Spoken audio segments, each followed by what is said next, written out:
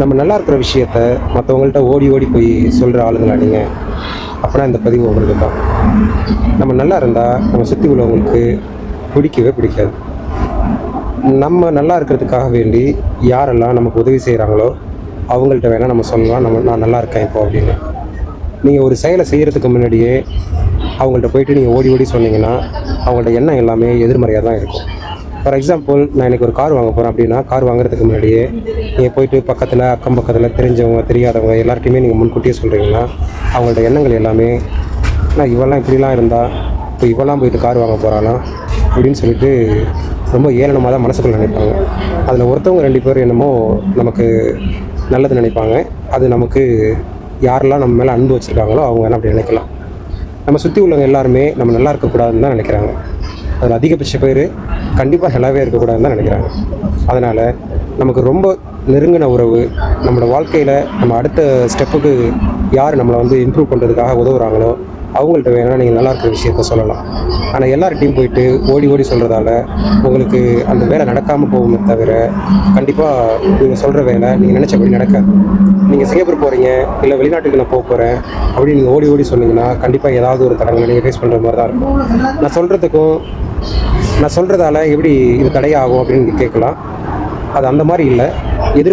எதிர்மறையான கருத்துக்களை நிறைய பேர் நினைக்கும் போது ஏதாவது ஒரு சின்ன தடங்கள் வந்தாலும் நம்மளே நினச்சிக்கிறோம், கண்டிப்பாக இந்த மாதிரி சொன்னதால் நிறைய பேரோட கண் பார்வை தான் இந்த மாதிரி ஆயிடுச்சோ அப்படின்னு சொல்லிட்டு நம்ம கற்பனை பண்ணிக்கிறோம்.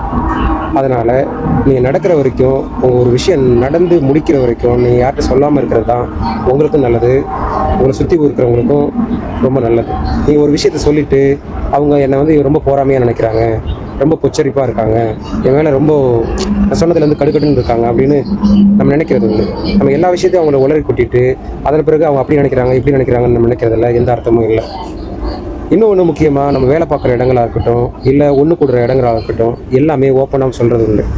வேலை பார்க்குற இடங்களில் நம்ம சுற்றி உள்ளவங்கள்லாம் நம்மளோட நண்பர்கள் கிடையாது. அது முதல்ல நீங்கள் தெரிஞ்சுக்கணும்.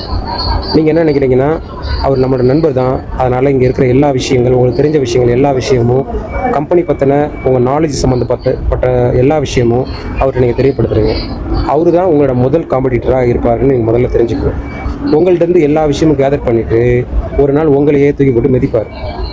அதனால் தேவையான தகவலை மட்டும் அரச புரசலாக சொல்லலாமே தவிர எல்லா தகவலுமே உங்கள் வேலையை பறி கொடுக்குற அளவுக்கு நீங்கள் உங்கள் திறமை, நீங்கள் உங்களோட எக்ஸ்பீரியன்ஸ், நீங்கள் இது வரைக்கும் சம்பாதிச்ச அந்த சொத்து, நீங்கள் இவ்வளோ வருஷம் யார்கிட்ட போய் கேட்டாலும் கிடைக்காத சில விஷயங்களை நீங்கள் வந்து மற்றவங்களுக்கு ஈஸியாக சொல்லிட்டிங்கன்னா அதோட அருமையும் அவங்களுக்கு தெரியாது, உங்களையும் பெருசாக மதிக்க மாட்டாங்க. அதனால் எந்த ஒரு விஷயத்தை யார் கேட்டாலும் நல்லவங்களாக இருக்கிற பட்சத்தில் நீங்கள் கண்டிப்பாக சொல்லலாம். ஆனால் உங்களோட வளர்ச்சியை வந்து பிடிக்காதவங்கள்ட்ட நீங்கள் எக்காரணத்தை கொண்டு சொல்லாதீங்க.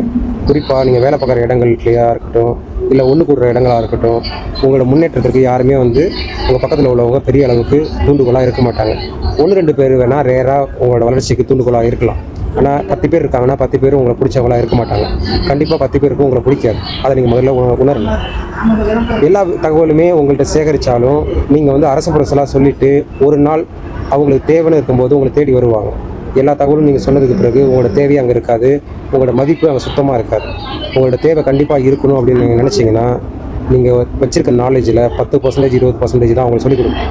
ஆனால் உங்களோட வேலையில் உங்கள் கம்பெனிக்காக அது செய்கிறீங்கன்னா உங்களோட பெர்ஃபார்மன்ஸை நல்லபடியாக காட்டலாம். ஆனால் உங்கள் நண்பர்கள்னு நினச்சிக்கிட்டு நீங்கள் எல்லா விஷயத்தையும் சொல்லிடாதீங்க. அது முழுக்க அந்த வேலையிலேருந்து நீங்கள் வெளியேற்றப்படுறதுல உறுதியாக இருக்கும். இது வந்து குடும்பமாக இருக்கட்டும், இல்லை ஒரு வேலை இடமா இருக்கட்டும், இல்லை நிறைய பேர் ஒன்று கூடுற ஒரு கூட்டமாக கூட இருக்கலாம். உங்களுக்கு தெரிஞ்ச நிறையா விஷயங்களை சீக்ரெட்டாக வச்சுருந்தா தான் உங்களுக்கு என்றைக்கும் மதிப்பு இருக்கும். ஒரு ஆள் கேட்குறாங்க அப்படின்னு சொல்லிட்டு நீங்கள் உடனே சொல்லிட்டீங்கன்னா உங்களை பற்றின மதிப்பு இங்கே ரொம்ப குறைவாக இருக்கும்.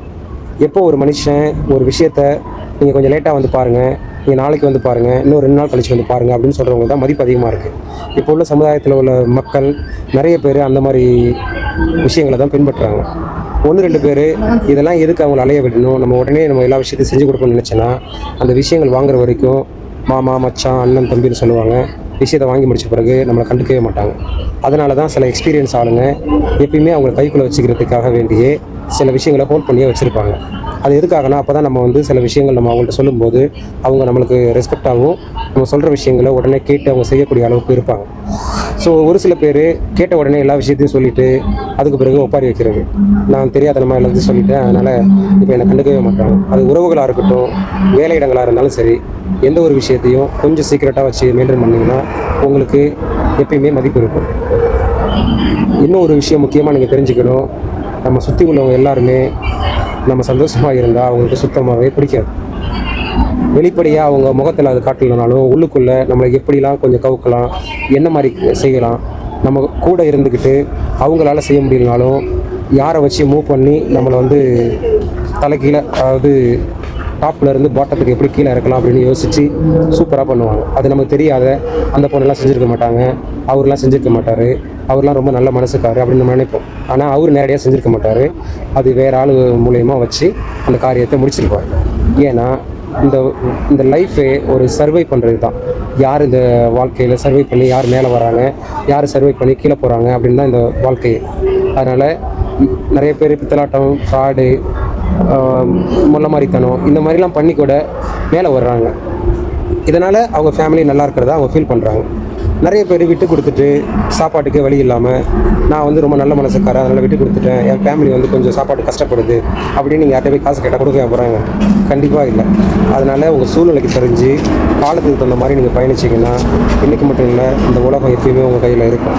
இதை நீங்கள் முதல்ல நல்லா தெரிஞ்சுக்கணும். ஏனத்தரன்னு இந்த உலகத்தில் இருக்காதீங்க. காலம் போகிற போக்கில் நீங்களும் கொஞ்சம் இருங்க. அதுக்காக நீங்கள் கெட்டவனாக மாறணும்னு அவசியம் இல்லை. காலத்துக்கு தகுந்த மாதிரி நீங்கள் பயணிக்க கற்றுக்கணும்.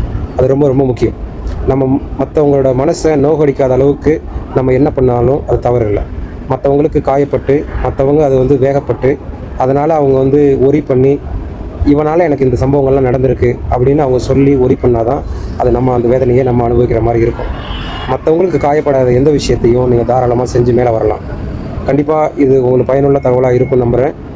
உங்களுக்கு இது சம்மந்தமாக ஏதாவது கமெண்ட் இருந்தாலோ, இல்லை நான் சொன்ன கருத்தில் ஏதாவது மாறுபட்ட விஷயங்கள் இருந்தாலோ கண்டிப்பாக கமெண்ட்டில் சொல்லுங்கள். உங்கள் கமெண்ட்டை கண்டிப்பாக நான் எதிர்பார்த்துட்ருக்கேன். உங்கள் கமெண்ட் தான் என்னை இன்னும் மேலும் அடுத்த கட்டத்துக்கு கொண்டு போகும். கண்டிப்பாக உங்களோட கமெண்ட்டை தெரியப்படுத்துங்க.